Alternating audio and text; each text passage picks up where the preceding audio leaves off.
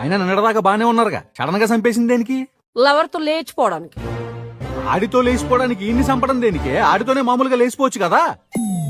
ఏంటి పుల్లబాయ్ నువ్వు మాట్లాడేది? ఒక ఆడపిల్ల, మంచి కుటుంబం నుంచి వచ్చిన పిల్ల, మంచి మర్యాద తెలిసిన పిల్ల, మూడు బ్రతుకుండగానే ప్రియుడితో లేచిపోయిందని ఒక మచ్చ తన మీద పడితే తట్టుకోగలదా? కనీసం పెళ్లికి ముందాన్ని ప్రేమిస్తున్నానని పేరెంట్స్ తో చెప్పుండొచ్చు కదా. ఎంత ఈజీగా చెప్పేశా పుల్లబాయ్. భయభక్తులు, కట్టుబాట్లు, పద్ధతి పాళ్ళ మధ్య పెరిగిన పిల్ల తల్లిదండ్రుల దగ్గర నిలబడి నేను ఒకటి ప్రేమిస్తున్నానని ఎలా చెప్పగలదు పుల్లబాయ్? కనీసం అని లేపేసే ముందు కూర్చోబెట్టి ఒక మాట చెప్తే మనసు ఒప్పుకోకపోయినా మనిషిని బతుకుంటే చాలనుకుని ఆడే దగ్గర ఉండే ఇద్దరికి పెళ్లి చేసేవాడు కదా. ఎన్ని యుగాలు గడిచినా, ఎన్ని తరాలు మారినా మా ఆడవాళ్ళ మనసు మీ మగాళ్ళకి ఎప్పటికీ అర్థం కాదు. ముగుడే దగ్గరుండి వేరే వాడికి పెళ్లి చేశాడంటే రేపు వాడు సొసైటీలో తలెత్తి తిరగలడా? తాళి కట్టిన మొగుడు నలుగురిలో నవ్వుల పాలు కాకూడదనే కదా వాడిని లేపేసింది.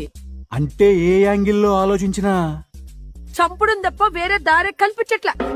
లేదు, we don't have a choice.